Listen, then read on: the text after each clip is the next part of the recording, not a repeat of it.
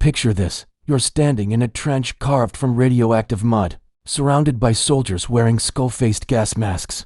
The air is poison. The ground is corpses. And your job, your sacred duty, isn't to make these men fight. No. Your job is to stop them from dying too quickly. I am Commissar of the 317th Siege Regiment, Astra Militarum, and this is my confession. This is the story of what it means to lead an army that doesn't fear death, they welcome it. An army that sees dying for the Emperor not as a sacrifice, but as redemption. Most commissars execute cowards. I execute overzealous martyrs who want to throw their lives away before the mission is complete. Most commissars push reluctant soldiers forward into battle. I hold back fanatics from charging into certain death without orders. Welcome to the Death Korps of Krieg. Welcome to hell. Welcome to the only regiment in the Imperial Guard where the commissar's job is inverted, perverted, turned completely inside out, where the greatest heresy isn't cowardice, it's survival. And I'm going to tell you exactly what that feels like. But first, if you want to hear more stories from the darkest corners of the Imperium, stories that pull back the curtain on what war truly means in the 41st millennium, then hit that subscribe button now, because this journey into the Death Korps is just the beginning. They say a commissar's duty is to instill fear and discipline in the ranks, to be the iron rod that keeps the Imperial Guard from breaking, to stand behind the line with a bolt pistol, ready to execute any man who shows even a flicker of cowardice. But what do you do when your soldiers already know no fear? When every last trooper under your command is eager, no, desperate to charge into hell with a smile hidden behind their skull-masked respirator? This is my reality. The life of a commissar assigned to those who are already dead. Not literally, not yet, but to the Death Korps of Krieg. They have been dead from the day they were born. They fight as if they have nothing to lose because they surrendered everything to the Emperor. The moment they drew their first breath, their lives are not their own. They are payment, penance, atonement for sins committed 15 centuries ago. My assignment is to the 317th Siege Regiment.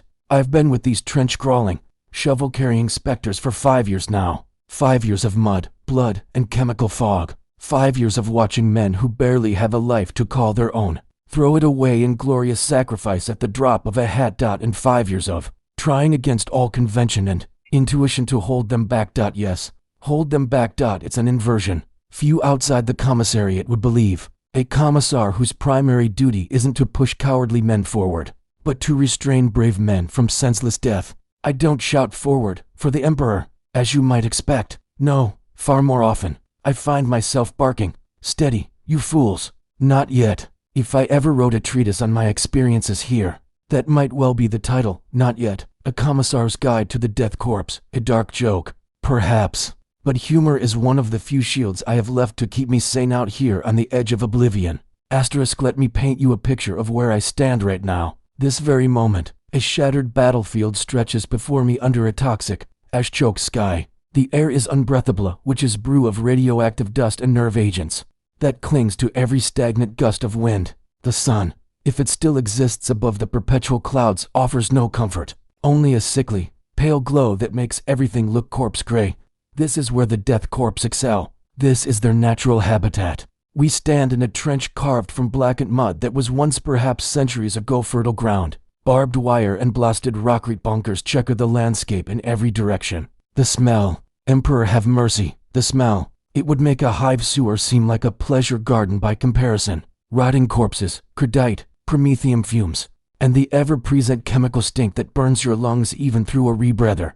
I have long since stopped gagging on it. I'd be ashamed to retch in front of these soldiers who endure it without a single word of complaint. After all, they were bred in it, born in it. This toxic hell is more home to them than any paradise world could ever be. I see them now on the firing step, peering through periscope slits or over the parapet with mechanical precision. Identical gas masks with haunting, glassy islands as fixed forward. Long greatcoats once blue-gray, now stained black with soot and grime hanging off thin frames like burial shrouds. Bayonets glint faintly on the muzzles of their laskins, always fixed, always ready for the next charge. Each soldier is utterly still, a statue awaiting animation, a weapon waiting to be fired. No nervous fidgeting, no chatter to break the silence. In other regiments, I'd have to silence gossip or banter, remind the men to stay alert and focused on the enemy. Here, there's nothing but discipline, and the distant thunder of our heavy guns pounding the enemy lines. The Death Korps need no reminders. They need no motivation. They need no fear of punishment to keep them in line. Artillery concussions roll over us in waves, and occasionally the ground shakes with the reciprocating impact of enemy shells.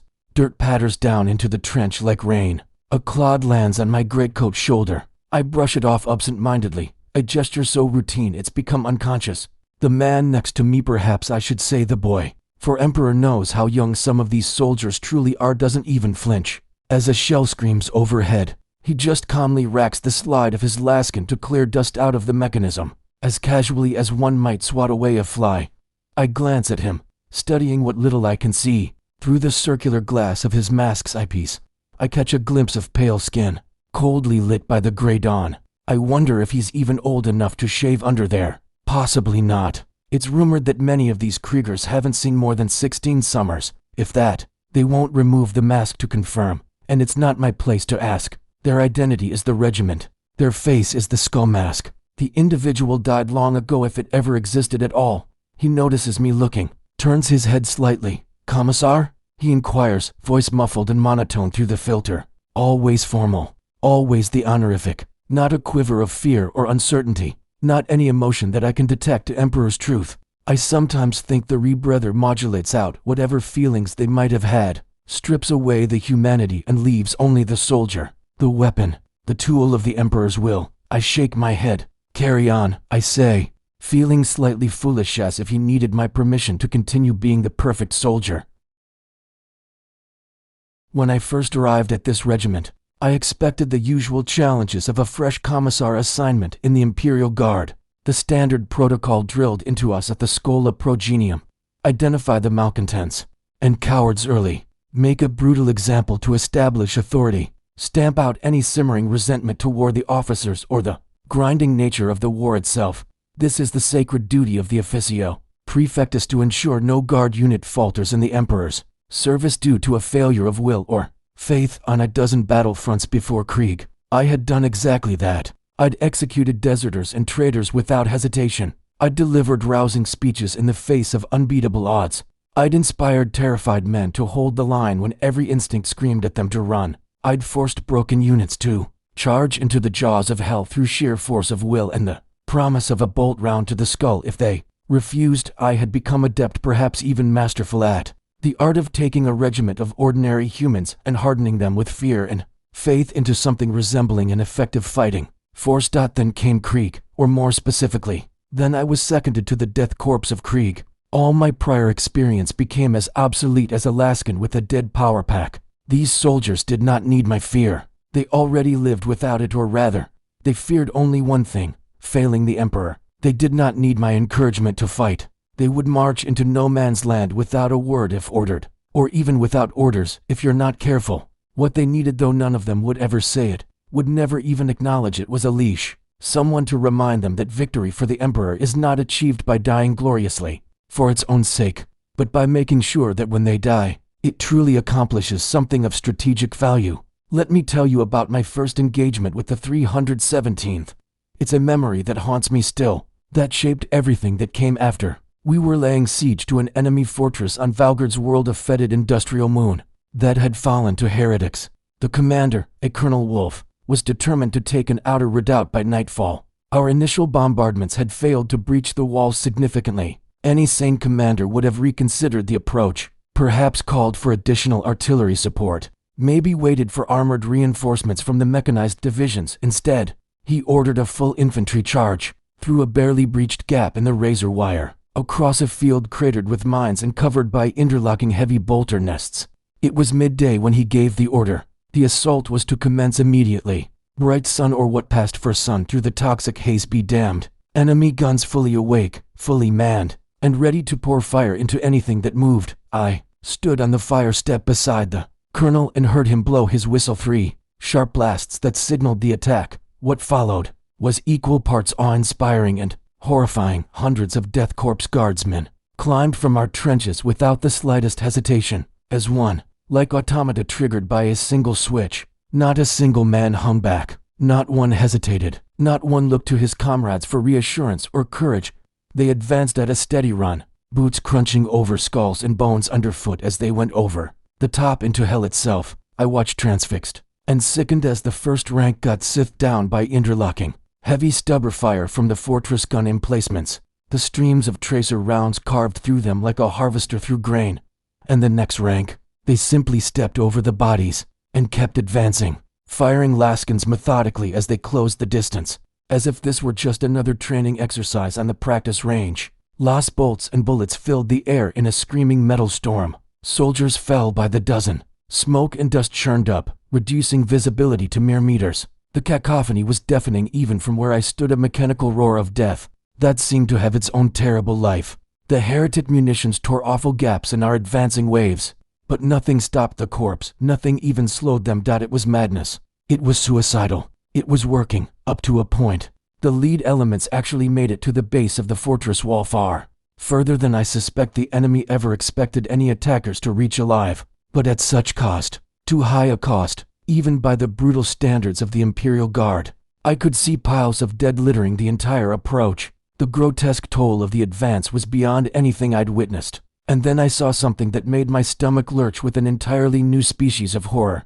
The living were using the corpses of their fallen comrades as sandbags, hunkering behind the growing mounds of bodies to return fire at the fortress gunslits. In all my years of service, across all the nightmarish battlefields I'd walked, I had never seen a tactic so ghastly yet so matter-of-fact in its execution. To the men of Krieg, it seemed perfectly natural, logical even. The fallen were simply making themselves useful one last time as cover for the living, as one final contribution to the Emperor's victory. The colonel was already readying the second wave to reinforce the first. By my estimation, by any rational tactical assessment, the enemy's guns were still far too intact, their fields of fire largely uncompromised. A second charge would simply add to the butcher's bill without actually taking that redoubt.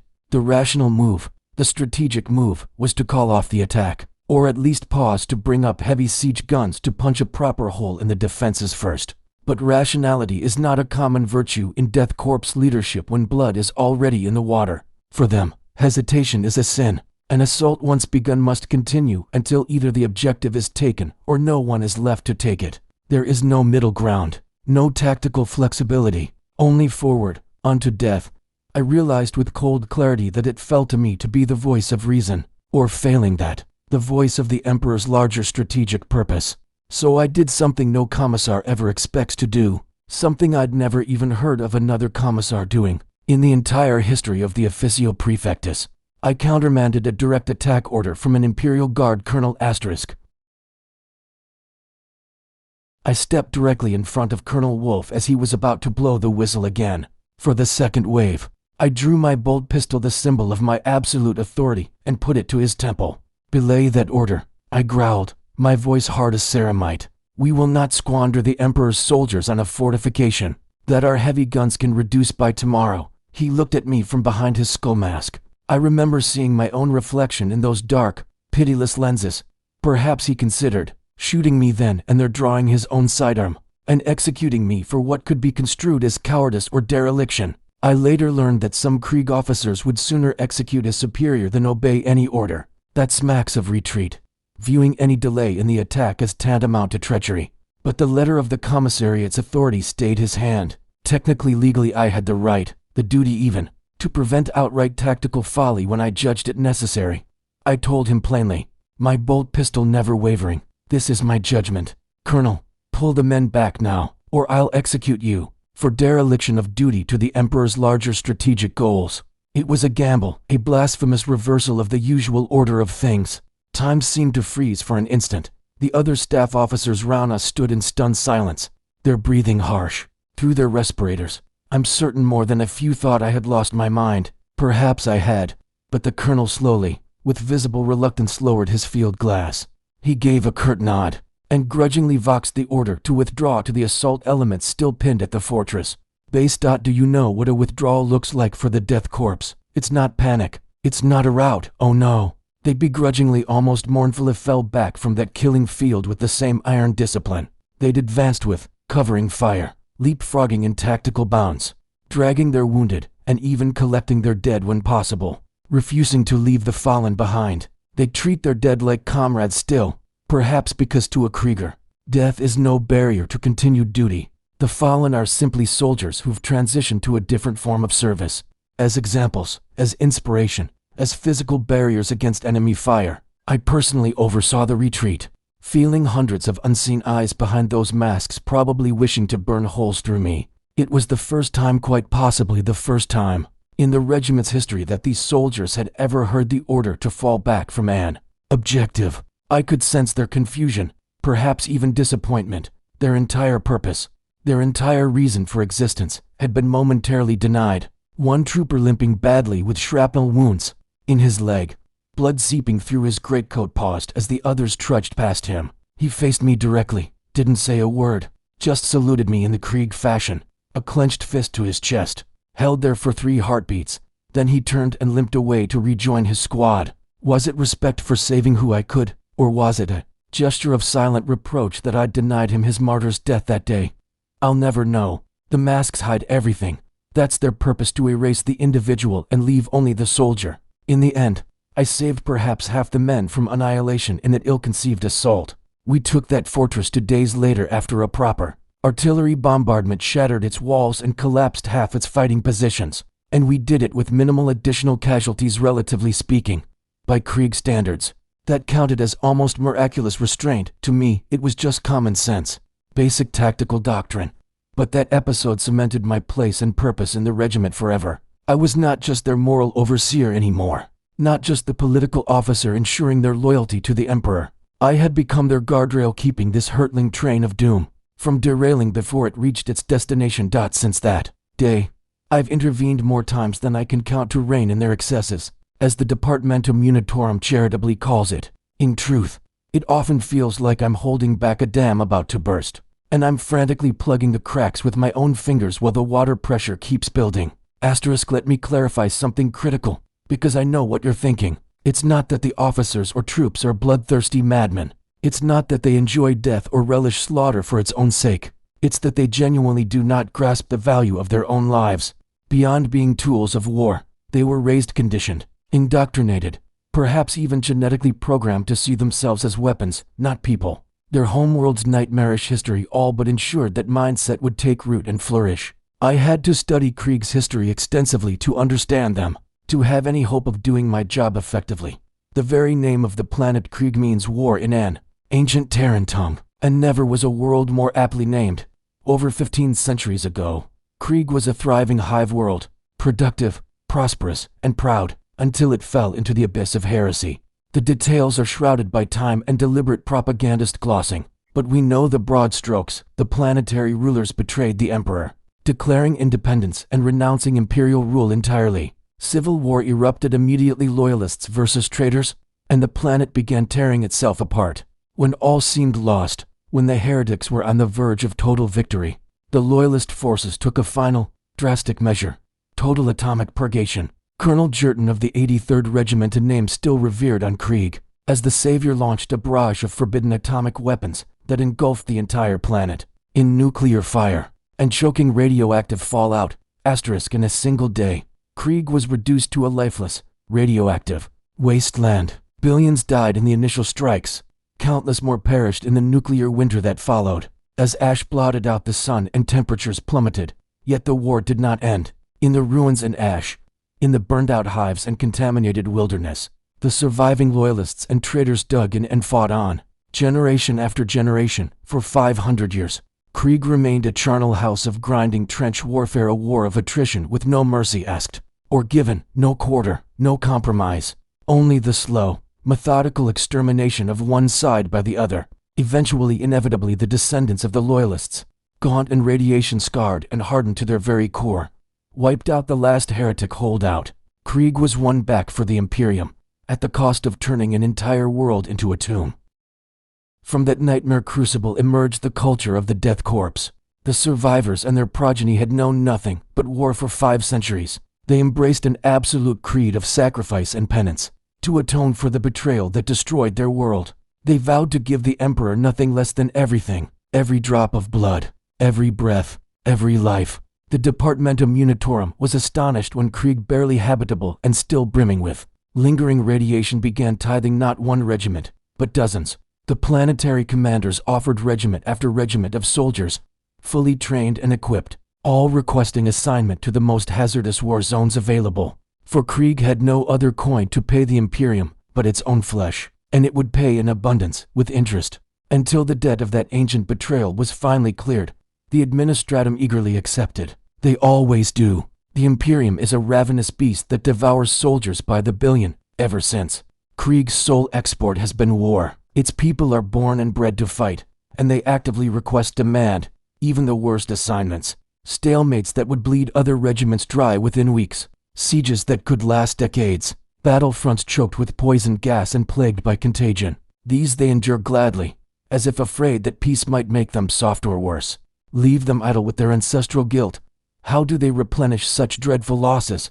You might wonder, how does a world that is essentially a toxic husk keep producing soldiers in such numbers? There are dark whispers, rumors of secret birthing facilities deep underground, shielded from the radiation, of vitaworms and accelerated growth programs, cloning that produces grown soldiers from infancy to combat ready in a fraction of the normal time.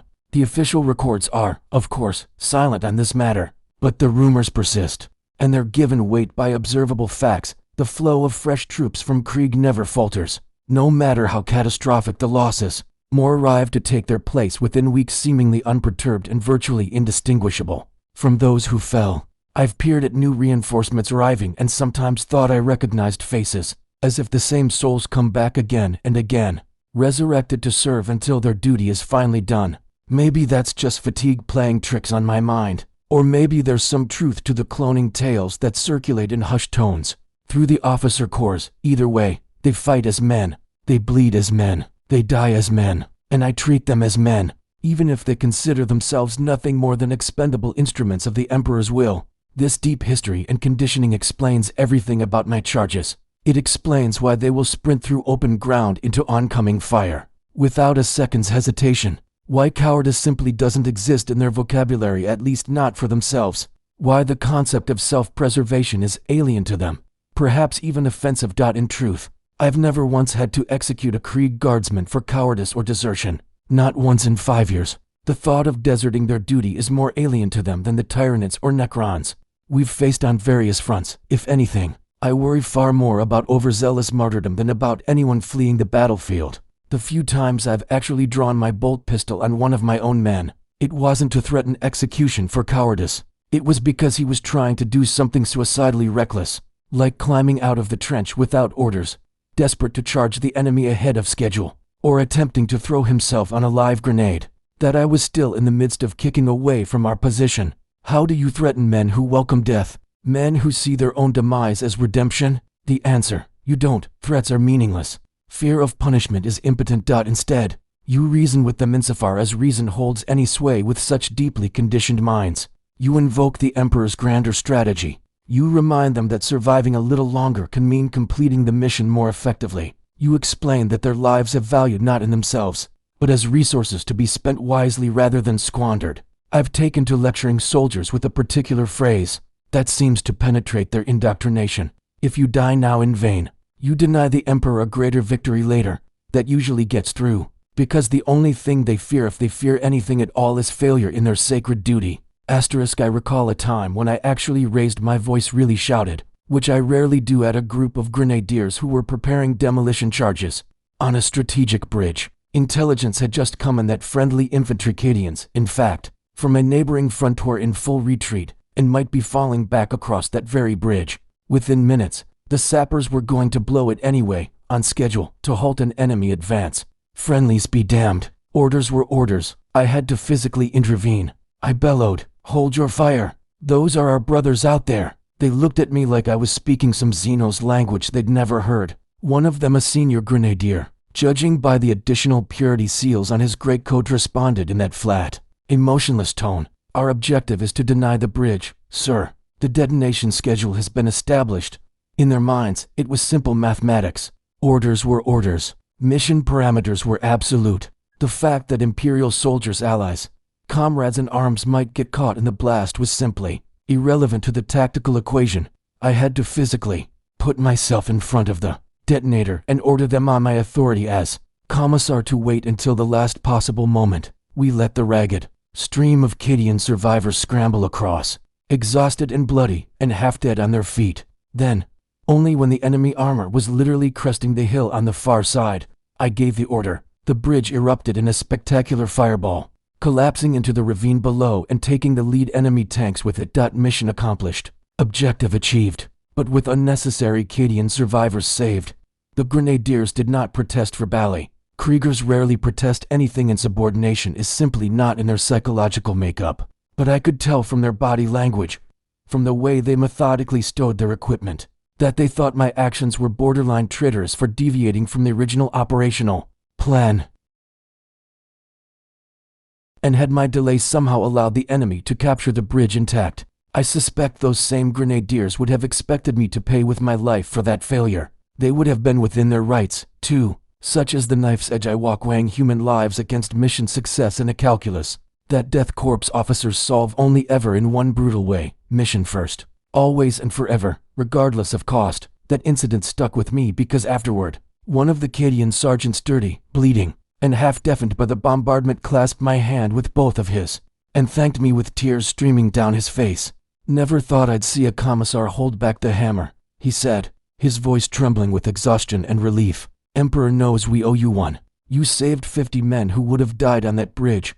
I didn't know how to respond. In the commissariat, we're used to being feared, at best, grudgingly respected, but thanked by common guardsmen, thanked like we're heroes, almost unheard of. We are the ones who shoot their comrades for hesitating. We are the political officers who execute deserters and inspire terror to keep the ranks in line. Yet there I was, being lauded as a savior by one group of soldiers while being quietly resented by another, for the exact same act. I've never felt more like an outsider than I did in that moment, standing between those who were relieved by my mercy and those who considered it a weakness, a compromising of the mission for sentiment. This is the constant tension of my existence, the lonely role of being a commissar with the Death Korps.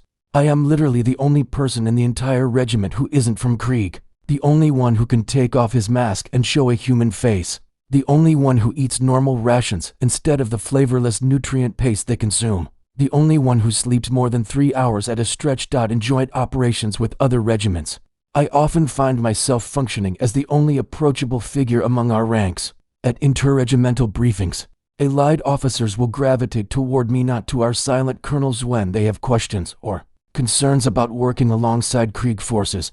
I'm the unofficial interpreter, not for language they speak perfect Low Gothic, if terse, but for intent, for explaining the Krieg mindset to those who find it incomprehensible or disturbing. I've had to explain to bewildered commanders from more conventional units, yes, when the major says he'll hold the line, he means to the last man, literally. Every single soldier will die before yielding an inch. Or, no, the Death Korps probably won't participate in the celebratory parade after the victory. They'll likely already be digging new defensive trenches or requesting immediate redeployment to the next active war zone. These interactions constantly reinforce my odd position. I straddle two worlds, the world of the living and the world of those who behave as if they're already dead. I'm the bridge between normal humanity and something else, something harder, something that frightens even veteran Imperial Guard officers. One thing that often startles outsiders, that chills them to the bone when they first encounter it, is the sheer depth of faith and fatalism the Death Korps carry with them like a second skin. They have a common saying, one they don't shout or wave around on banners, but I've heard it whispered in their vox chatter and prayer circles. Before particularly dire assaults, only in death can the Emperor forgive us. To them, death in service isn't just expected or accepted, it's redemption itself. Every life given in the Emperor's name is a step toward absolution for Krieg's ancient sin. Every death is penance. Every sacrifice is atonement. I've even observed their field chaplain, often the quartermaster, doubling as spiritual officer. Since Krieg doesn't waste manpower on separate positions, lead them in a haunting litany before a particularly suicidal assault. The chaplain intones, "To be a man in such times is to be already dead." And the assembled soldiers respond in unison, voices flat and certain, "We go happily to our fate." That the Emperor's judgment upon Krieg may be lifted. It sends visible chills through more normal soldiers who happen to overhear it. But the Kriegers bow their heads in solemn, absolute agreement. They truly believe with a faith that would shame most ecclesiarchy priests, that through death they are purified, that their sacrifice literally, theologically washes away the stain of betrayal from their homeworld. I'd be lying if I said that level of devotion didn't affect me. After enough time among them, you start to internalize bits of their creed, whether you intend to or not. I've caught myself making the sign of the Aquila and murmuring, "Only in death does duty end," under my breath before climbing out of a trench into a firefight, as if I too had accepted that I'm already dead, already given to the Emperor, just waiting for the moment of actual physical expiration to catch up with reality. That's a common Imperial aphorism, certainly, but it means something heavier here, something more literal, more immediate. I still value my life. Emperor knows I do. I flinch at near misses. I feel fear in my gut before every assault, but I've become far more numb to the prospect of losing it. Seeing hundreds go willingly to their ends day after day will do that to a person. It erodes something essential, some survival instinct or self-preservation reflex that evolution spent millions of years programming into the human psyche. Asterisk, the Kriegers have had it trained out of them from birth. I'm losing it through exposure, like developing an immunity to poison by consuming small doses over time. The first time I saw a Krieg quartermaster truly in action was a revelation in just how far that dedication, that acceptance of death actually goes. In most regiments, quartermasters handle supplies, logistics, equipment distribution. On Krieg, they're something else entirely. Part medic, part executioner, part priest, a trinity of grim necessities. After a battle, in most Imperial Guard units, you'd have Medicae and stretcher bearers frantically working to save who they can, shouting for plasma bags and bandages, racing against death to preserve every life possible. On Krieg battlefields, triage is swift and merciless. I remember stepping into a shattered basilica that had been converted to a forward aid station. After a particularly brutal engagement, the ancient pews were lined with wounded guardsmen, or what was left of them. Groans of pain echoed off cracked Gothic arches. Blood pooled on the marble floor. The smell of burnt flesh and chemicals was overwhelming even through my rebreather. I steeled myself, expecting the usual chaos of chirurgeons and orderlies frantically trying to save the wounded. Instead, I found robed figures moving with eerie calm from soldier to soldier, making rapid assessments. I watched, transfixed and horrified, as one quartermaster knelt beside a young Krieger whose lower torso was a mangled mess of blood and burned flesh, clearly a mortal wound, obviously unsurvivable even with the best Medicae attention. The quartermaster gently removed the man's identification tags and slipped a small medallion depicting the Emperor into the dying soldier's hand. Closing his fingers round it with something almost like tenderness, he spoke softly. I couldn't hear the words over the background noise, but I imagined them. Absolution, forgiveness, release. Then, as serenely as a father putting a child to bed, the quartermaster drew a heavy las pistol from his belt and shot the soldier once, square in the forehead. The body jolted, then lay utterly still, peaceful, in a way, Emperor's peace, they call it. The quartermaster made the sign of the Aquila over the corpse, then signaled to mute servitors to carry the body away to a side chamber, where others were being collected in neat rows. One of the servitors began stripping the body of usable gear, respirator, ammunition pouches, ration tins. Even as it was being lifted, nothing wasted, everything reclaimed for the living. That was it. That was their version of compassion, their mercy. I didn't cry out or interfere. What would have been the point? The man was beyond saving, and a quick death was infinitely kinder than bleeding out over hours in agony. But the cold, businesslike manner of it, the total absence of ritual mourning beyond a 2-second prayer, chilled me to my core. Another soldier on a nearby pew, half conscious and missing an arm, witnessed the execution out of the corner of his eye through his cracked mask lens. Did he flinch? Did he recoil in horror? No. He simply held out his own laskin toward the quartermaster with his remaining hand, offering up his weapon in case he too would not be needing it anymore. Ready for his own judgment, prepared for the Emperor's peace if it came to that. Asterisk, Throne of Terra. That sight will stay with me forever, burned into my memory like a brand. In the Death Korps, they don't just expect to die, they plan for it actively. Even in their final moments, they have contingencies for their own deaths worked out as naturally as breathing. They know exactly what will happen to their bodies, their equipment, their identity tags. After many battles over these 5 years, I've become desensitized enough that I've performed the Emperor's peace myself once or twice when no quartermaster was immediately available and a man was clearly suffering beyond help. I uttered the same rote words I'd heard the quartermasters use, placed my bolt pistol against a loyal soldier's temple, pulled the trigger, ended his suffering with one clean shot. It felt heavy the first time, significant, like I was crossing some invisible threshold, but also strangely routine, necessary, just another duty in an endless catalog of grim necessities.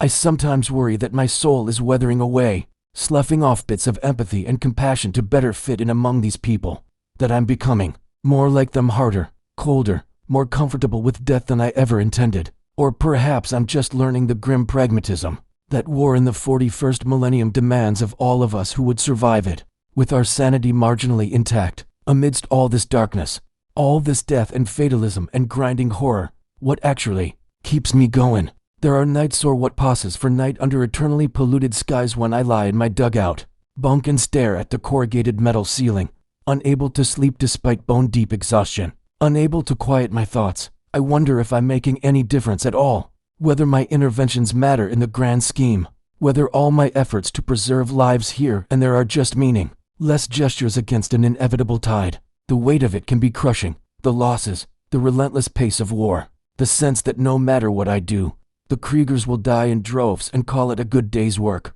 I think about whether I should have petitioned for a different assignment years ago, when I first realized what this posting would demand of me, whether the first could ever truly reinstill a sense of self-preservation into these soldiers, without fundamentally undermining their effectiveness.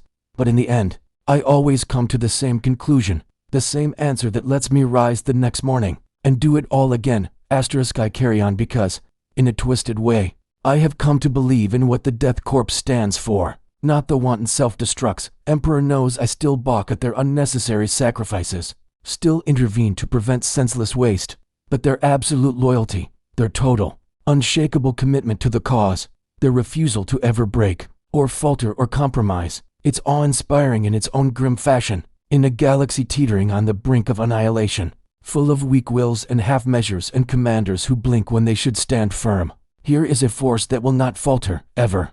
They will give all, they will endure anything, they will accomplish the impossible simply because they don't recognize the word. There is a purity in that, a frightening one, but pure nonetheless. I've learned to take a cold comfort in the predictability of their dedication. I don't have to cajole them to fight. I don't have to threaten or inspire or deliver rousing speeches. I don't have to worry they'll break and run when things turn dire.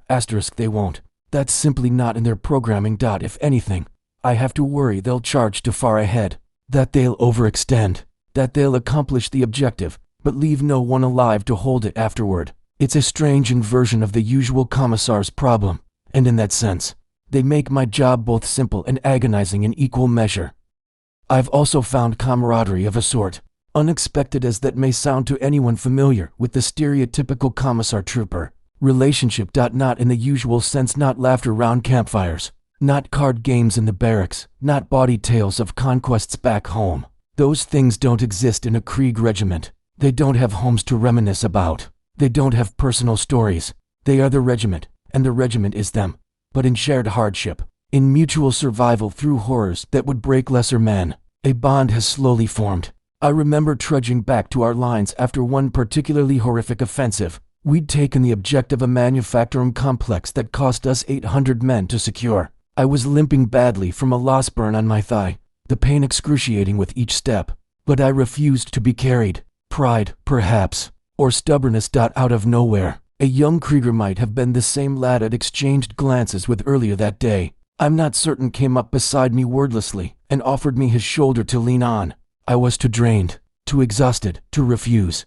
We marched like that through the sucking mud and acrid rain for a good kilometer. Neither of us spoke. The only sounds were our boots squelching through the muck and the distant rumble of artillery. Finally, I muttered, "Thank you, guardsman." As awkward as that sounded coming from me, a commissar thanking a common soldier, he replied simply, eyes forward, voice flat through his respirator, "It is my duty, sir, nothing more." No elaboration, no seeking of approval or recognition, but he stayed with me the entire way back, never wavering, his support steady and patient. Maybe he did it purely because a commissar is a valuable tactical asset to keep alive and functional. Maybe because helping a wounded comrade, even one technically outside their chain of command, is reflexive to these soldiers, trained into them from their first day of consciousness. Or maybe, just maybe, because he'd accepted me as one of his own in that moment, a brother in arms, regardless of my black coat and gold insignia. I like to think it was the latter. Perhaps I'm deluding myself, but I hold on to that hope. We even share grim humor sometimes. Believe it or not. Yes, even a Krieger can make a joke, though you'd never know it from their perpetually expressionless masks. I discovered this after another drawn-out siege victory. We were all half dead from exhaustion, mechanically cleaning our weapons and tending gear in a captured bunker, waiting for the inevitable next deployment orders. Rest never lasts long with Krieg. I had removed my cap and rebreather for a moment, letting my face breathe, wiping the sweat and grime from my features. A veteran grenadier, one of the few who had been with the 317th even longer than I had, judging by the sheer number of campaign badges welded to his armor, glanced at me with those inscrutable mask lenses. In his flat, gravelly voice, he said, "Sir, permission to speak freely?" I raised an eyebrow, instantly wary. "Granted, Grenadier," without a hint of a smile in his tone, because there never is, he remarked, respectfully. "Commissar, you might consider keeping your rebreather on, sir. The other regiments find our lack of faces disturbing. Your face might improve morale by providing a human point of reference. Or it might not. Hard to say, for a heartbeat." I was stunned into silence. Then, unexpectedly, a chuckle escaped me. Then another. Then genuine, gut-deep laughter that I couldn't stop laughing until my sides hurt and tears streamed down my face. "Emperor, help me!" I gasped between fits of laughter. The absurdity of it. The deadpan delivery. The fact that he was probably completely serious. The Grenadier gave a small, precise nod, the barest acknowledgement, and went back to methodically cleaning his bayonet as if he hadn't just told the driest joke in the entire galaxy. I like to think he was pleased that he'd elicited a laugh from the stodgy commissar. It's hard to tell with the mask hiding all facial expressions, but I'd wager I'd bet my commissar's sash there was a ghost of a grin under that skull-faced respirator. Moments like that, rare as discovering water on a death world, shine all the brighter in the gloom of unending war. They remind me that underneath all the conditioning and indoctrination and psychological programming, there are still humans inside those masks. Damaged, perhaps. Warped, certainly. But human nonetheless. And those are the moments worth preserving. Worth fighting for. The war goes on and on and on. An endless cycle that grinds lives into dust. We've fought heretics spewing from the eye of terror, their flesh twisted by chaos into obscene parodies of humanity. Greenskin hordes on distant agri-moons, their wa threatening to sweep aside entire sectors. Tyranid infestations that consumed entire continents, leaving nothing but scoured bone behind. And soulless Necron legions rising from tomb cities, utterly inhuman and utterly implacable. Different enemies, different tactics, different nightmarish landscapes. But the Death Korps approach each with the same stoic, unrelenting resolve. If the foe is entrenched, we dig them out inch by bloody inch, paying in lives for every meter of ground. If the foe charges, we stand fast and trade them life for life until they have none left, and we barely do either. If the objective is impossible, we accomplish it anyway and sort out the cost afterward. There's a saying among Imperial commanders who've worked with Krieg regiments: other regiments win battles by inches. The Kriegers win by yards of graves. Morbid, but apartment, brutally accurate. I recall a particularly grueling campaign against a massive Ork. We were ordered to hold a valley choke point. At all costs, the only approach to a strategically vital hive city. The orders were explicit: if the Orks break through, billions die. So we held. Emperor knows we held. After 3 weeks of non-stop battle, 3 weeks without relief, without significant resupply, without rest, the valley was transformed into a charnel pit. Ork corpses were piled so high you could climb them like hills, literally. The stench was beyond description, beyond imagination. A reek of death that clung to everything, seeped into your gear, into your lungs, into your soul. Our trenches collapsed in places from the sheer weight of bodies pressing against them. We lost thousands of guardsmen. Entire companies ceased to exist. Battalion rosters were decimated. But we held that line. We did not yield. We did not break. When it was finally over, when the Ork momentum was broken and their wa energy dissipated, the surviving Kriegers didn't cheer, didn't collapse in exhausted relief, didn't celebrate the victory or mourn their fallen. They simply waited in the blood-soaked mud, weapons at ready, for the next order, as if nothing particularly significant had happened, as if this were just another routine engagement. It was then standing on a literal mountain of corpses, surveying the devastation, that I truly understood these soldiers would stand and die to the very last man without an ounce of doubt or hesitation.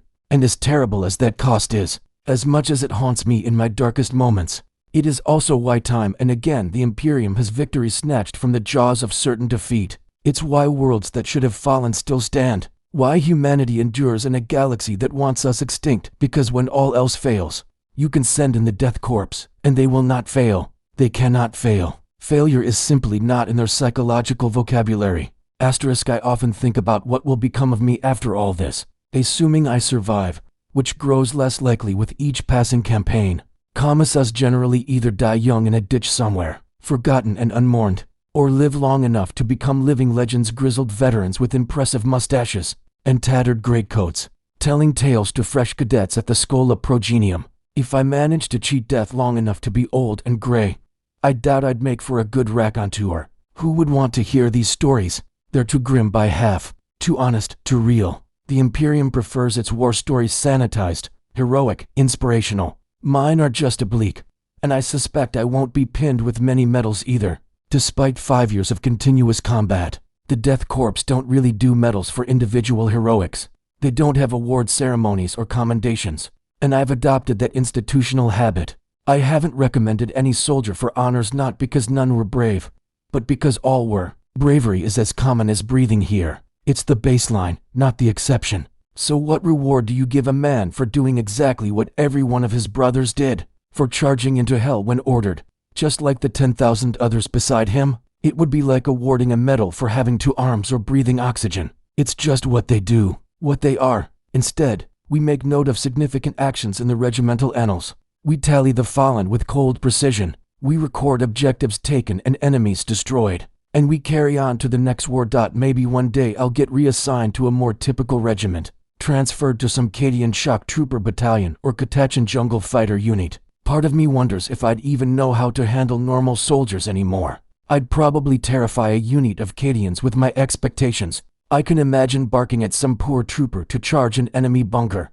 and being genuinely surprised, perhaps even offended, when he hesitates, or asks for supporting fire first, because I'm so used to Krieg, where they would already be halfway to the objective before I finished giving the order. I might actually forget that normal humans have self-preservation instincts, that they value their lives, that they need encouragement and inspiration, not restraint, throne. I'd have to completely relearn my job. In a way, serving with the Death Korps has spoiled me as a commissar. It has made me harder, colder, and perhaps far less forgiving than I used to be. My baseline for what soldiers can endure has shifted dramatically. If I told a Cadian unit to fight to the last man, I suspect I might actually mean it literally, because I've seen it done routinely, seen it accomplished without question or complaint. That's a dangerous thing, isn't it? To have one's expectations recalibrated so far from normal human limits that you forget what normal actually looks like. If I ever do leave active service, retire to some quiet posting or administrative role, I'll have to constantly remind myself that most humans have limits, that most soldiers will break eventually if pushed hard enough, that fear is natural, healthy even. But those lessons feel distant now, theoretical, abstract concepts from a world I no longer quite inhabit. The dawn is breaking now. Here on this unnamed world, in this forgotten sector, a sickly yellow-orange smear on the horizon, filtered through layers of toxins and smoke that never quite clear. Another day, another assault, another objective to take. We've been bombarding the enemy's lines all night with our heavy artillery basilisks, and earthshakers pounding their positions into rubble. The guns finally fell silent an hour ago, their crews resting and reloading. In the eerie quiet that follows, you can hear the small sounds, the drip of condensation in the trenches, the shuffling of boots as the men get into attack positions, the quiet clicking of equipment being checked one final time. Our objective today is an enemy strongpoint across no man's land, the last major defensive position before we can sweep into the ruins of a manufacturing complex beyond. Intelligence reports say they're dug in deep bunkers, razor wire, probably minefields for good measure. A horrible place to assault. Textbook killing ground. In short, just another Tuesday morning for the Death Korps. I make my way down the trench line, stepping carefully over the bodies of those who didn't make it through the night's counter barrage. A few unlucky souls who caught stray shells. A quartermaster is already there, murmuring prayers over them and collecting their identification tags with practiced efficiency. The living shift aside respectfully as I pass, pressing themselves against the trench walls to give me room. Silent acknowledgement of rank and position. I see the Watchmaster of 1st Platoon there, equivalent of a sergeant, a burly figure somehow, distinguished even under all the grime by the battered leather strap of his helmet and slightly heavier Carapace armor on his shoulders. He cradles the company's banner, a torn, mud-streaked flag bearing the Imperial Aquila and the numerical designation of our regiment. Technically, it's my duty as commissar to safeguard that banner, but in practice, a junior officer or chosen veteran carries it into battle while I focus on broader tactical concerns. I catch his eye, or at least, I imagine I do through his mask, and give a firm nod. He nods back precisely, mechanically. No words exchanged. None needed. We've done this 100 times before. It's almost time. I feel the familiar flutter in my gut that precedes going over the top. That tiny spark of human fear that even I still experience after all these years. That primal voice screaming that climbing out of this protective trench into enemy fire is madness. Good, it means I'm still alive, still human, still capable of recognizing danger. The day I stop feeling that fear is the day I've truly become one of them. And that thought frightens me more than any enemy fire. I take a deep breath of filtered air and draw my chainsword. The motor hums quietly as I activated a reassuring mechanical purr. With my other hand, I check my bolt pistol, ensuring a round is chambered. The weight of it is comforting, familiar. Around me, dozens upon dozens of Krieg infantry ready their own weapons with fluid, practiced motions. Some kiss Aquila pendants hanging around their necks. Others quickly scratch the sign of the cross on their breastplates with bayonet tips. Little human gestures peeking out from behind the stoic facade. Even they need ritual. Even they need to mark the moment before potential death. I clear my throat and raise my voice so the assembled line can hear me. Soldiers of Krieg. 100 expressionless masks turn slightly in my direction. Those blank glass lenses reflecting nothing but the gray dawn. Our Emperor watches us today. A cliché, perhaps, but true enough in our belief. Show him your courage. Show him your devotion. Then the critical words, steady, wait for the signal, and give them hell. Not the most eloquent speech in the history of the Imperial Guard, perhaps, but rousing oratory isn't really needed here. The main message, the only one that matters, is embedded in that single word, steady. Don't rush. Don't charge ahead blindly. Wait for coordinated advance. Do this properly. The signal comes right on schedule. 3 sharp whistle blasts from the company commander to my right, cutting through the morning air like razor wire. Immediately, with practiced ease developed over years of this grim routine, grappling hooks are thrown to haul aside sections of our own concertina wire. Scaling ladders are shoved up against the trench lip. Advance.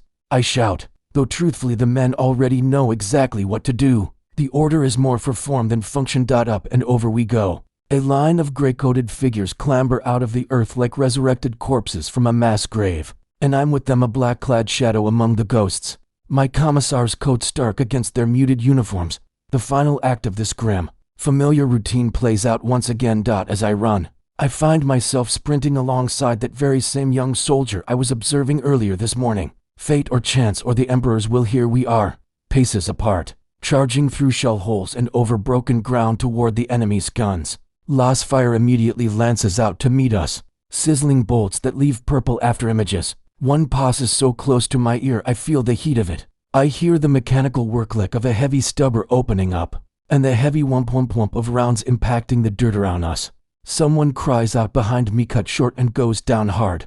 I don't look back, can't look back. Forward is the only direction that matters. Now. The 2 of us, the young Krieger and I, reach a shattered section of razor wire where an artillery shell from last night's bombardment left a convenient gap in the defenses. He pauses just a half second to hold the wire up with the muzzle of his laskin, creating space for me to duck under without tearing my coat on the barbs. Even now, even in this storm of fire and death, he has the presence of mind to assist his commissar, to maintain proper respect for rank even while hell erupts around us. I clap a hand on his shoulder in wordless thanks as we push forward together.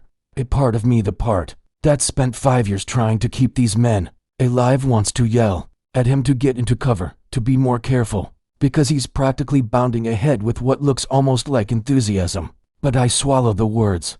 The objective is close now. This is what we do. This is what they were made for.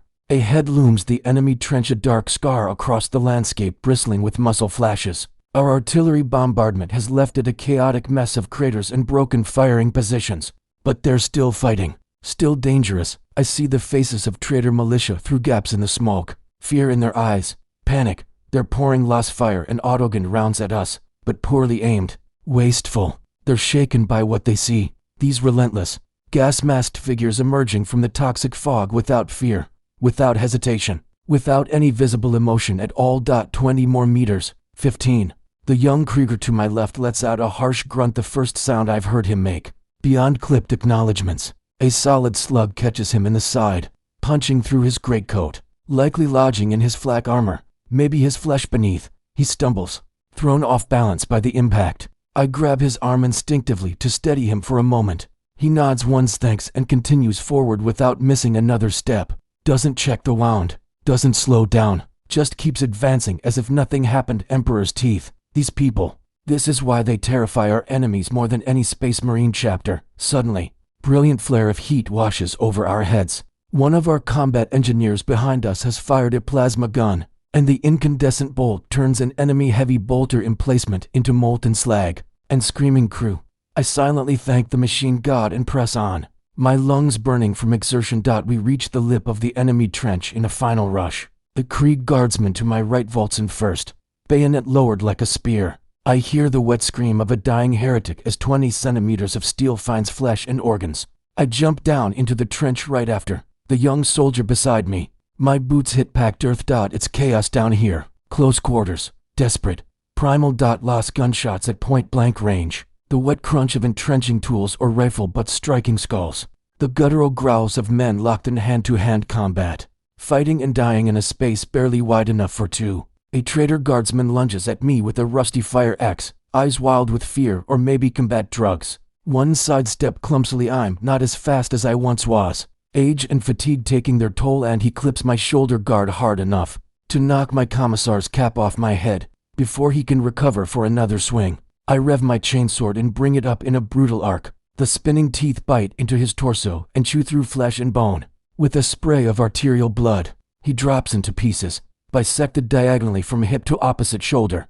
I yank the whirring blade free with effort, the teeth clogged with tissue, disgusting but necessary. Out of the corner of my eye, I see the young Krieger. He's grappling with an enemy officer who wields a power sword, its blade crackling with lethal energy. For an instant, they're face to face, mask to face.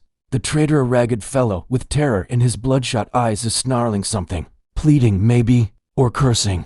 Doesn't matter which. The power sword comes up, aimed directly at my soldier's throat. One strike will take his head clean off. I raise my bolt pistol, but I have no clean shot without risking hitting the Krieger. My finger hovers on the trigger. Useless. It doesn't matter. The Krieger reacts with ferocious, practiced speed, catching the officer's sword arm with one hand while simultaneously driving his bayonet up under the man's rib cage with the other.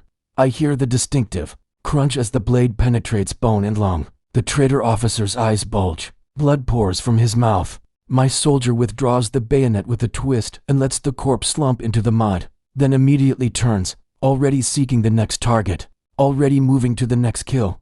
I give him a short nod of approval, well done, and he returns it with the same economical precision before charging further down the trench. I retrieve my cap from where it fell in the bloody mud. The Skull-Andreath insignia is smeared with filth. Oh well. I jam it back on my head at a precise angle. Can't let the men see their commissar without his cap.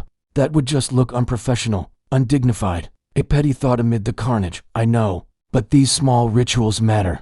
They maintain order when everything else is chaos. Victory. COST 52-30. A series of explosions rattles the ground beneath my feet. Grenades thrown by our flanking units to clear out the deeper dugouts and bunkers. Screams cut short. The acrid smell of explosives mixing with everything else. I briefly check the sky through gaps in the smoke. Through the toxic haze, I catch a glimpse of our signal flare arcing upward, green smoke trailing behind it. That means the other platoons have secured their assigned portions of the line. The assault is succeeding. We're winning this fight. The enemy is falling back now, or trying to. Some throw down their weapons and raise their hands in surrender, shouting about mercy, about the Emperor's forgiveness. Normally, with a more conventional regiment, I would order prisoners taken if tactically feasible. They're beaten, after all. No longer a threat. Potential intelligence sources but my Kriegers show absolutely no interest in taking prisoners. I watch, detached now, as a pair of my guardsmen efficiently gun down a pleading traitor who's on his knees, hands raised, begging for his life. Is it cruelty, or just expedience? The cold calculation that prisoners slow advance, require guards, consume resources? Hard to say with Krieg, probably the latter. Everything is tactical calculation with them. I neither explicitly condone it nor rush to stop it. I've learned to pick my battles carefully over these 5 years. There will be no prisoners taken today, that much is certain. And tactically, strategically, it doesn't actually matter. Commissar, sir, a shout cuts through the noise.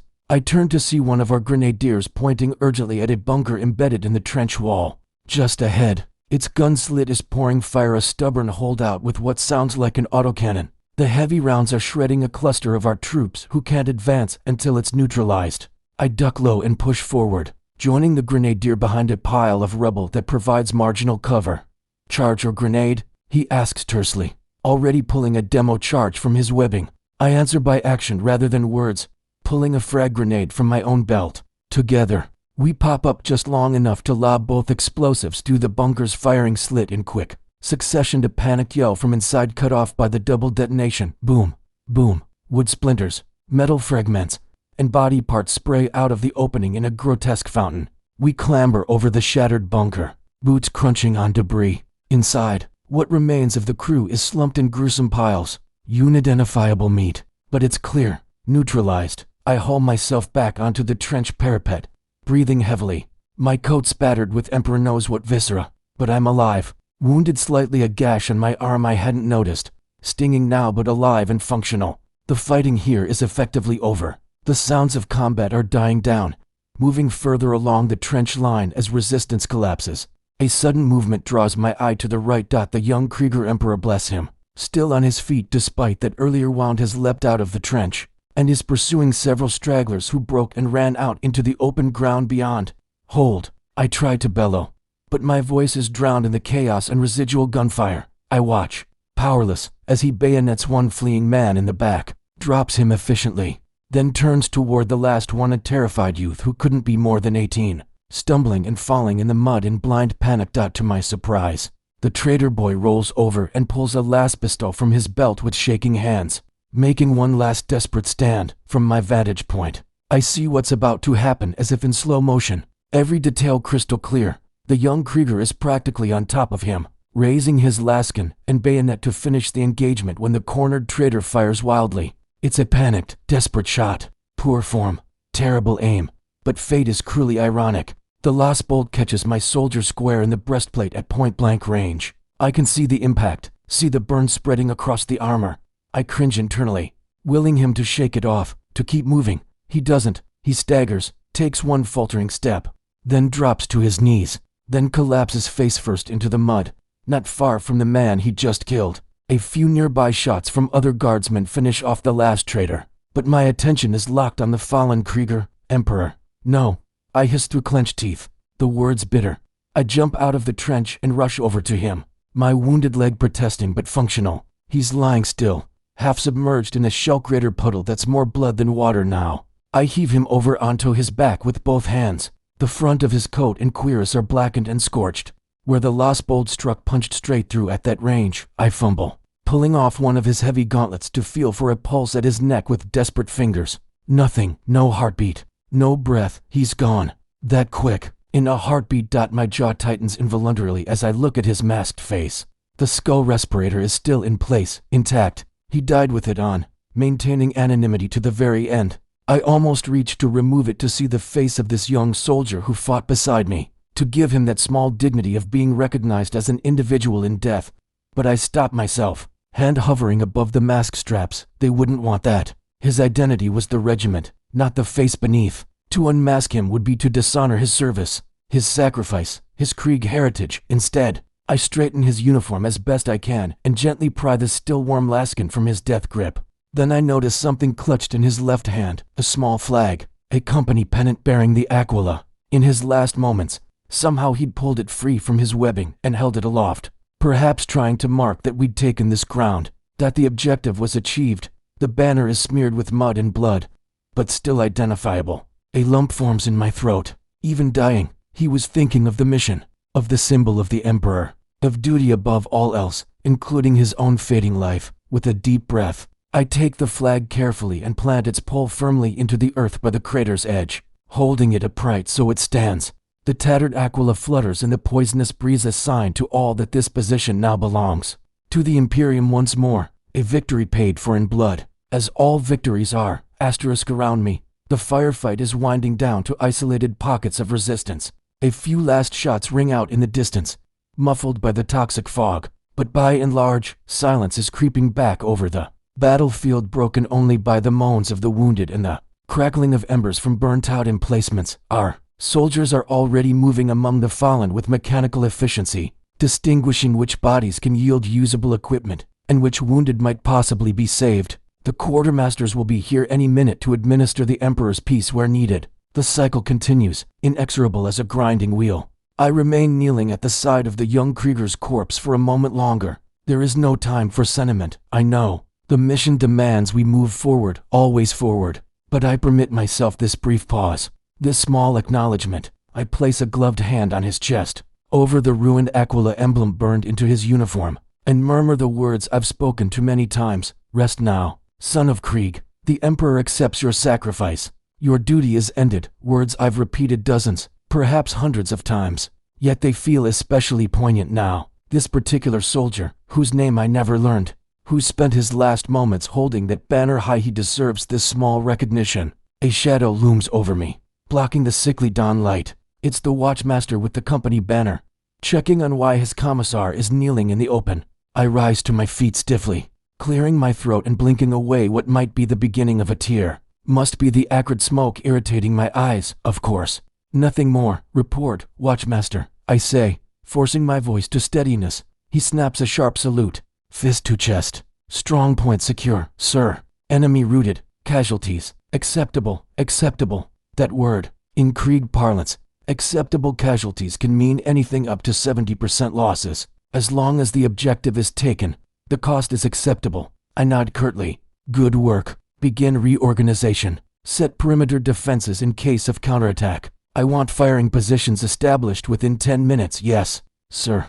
He immediately moves to carry out the orders, barking commands in that flat Krieg monotone that somehow still conveys absolute authority. Troopers are already shoveling dirt, reversing sandbags, turning the captured trench into a defensive position facing the other way. Efficient, always efficient. No wasted motion, no celebration. Just immediate preparation for the next phase. I retrieve my bolt pistol from where I'd dropped it during the melee, and holster it with practiced ease. My chainsword is coated in gore, blood and tissue caking the teeth. I wipe it clean on a rag pulled from my coat pocket and power it down. The motor whines to silence.